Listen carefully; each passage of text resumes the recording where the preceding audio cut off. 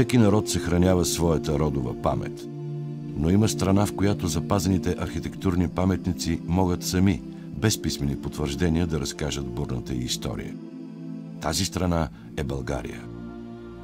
Земите й пазят светилища, храмове, кули и крепости, които напомнят за славните и изстрадани дни от миналото на един малък народ. Затова и архитектурата на българите запазва своята самобитност през различните исторически периоди.